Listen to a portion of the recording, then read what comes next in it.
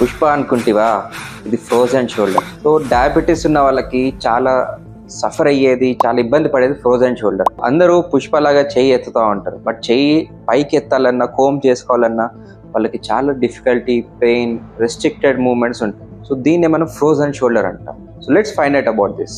Hi everyone, I'm doctor Dheeraj, pain physician. So this is day 6 of pain management awareness series.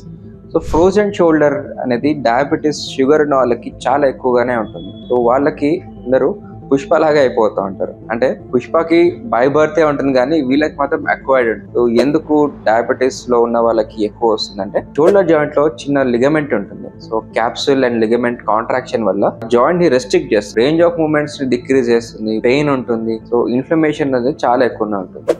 ఈ frozen shoulder కి first thing ఎలాగ treat చేసుకోవచ్చు అంటే glycemic control, sugar అనేది కంట్రోల్లో ఉండాలి. And along with that range of movements increase చేస్తున్నలాగా physiotherapy exercise చేస్తే కొంతవరకు ట్రీట్మెంట్ అవుతుంది. ఇవన్నీ చేసిన వాళ్ళకి తగ్గకపోతే పెయిన్ మేనేజ్మెంట్ లో వండర్ఫుల్ ట్రీట్మెంట్స్ ఉంటాయి. Like nerve ablation, radio frequency ablation తోటి పెయిన్ తగ్గించుకోవడం, shoulder joint injections or hydro distension అంటాం. దాంతో క్యాప్సూల్ ని ఓపెన్ చేసేటట్టు ట్రీట్మెంట్ ఉంటుంది. ఇవన్నీ ఇంజెక్షన్ నీడిల్ ద్వారానే అవుతుంది. ఎటువంటి రిస్క్, సైడ్ ఎఫెక్ట్ లేని ట్రీట్మెంట్స్ పెయిన్ మేనేజ్మెంట్ లో ఉంటాయి.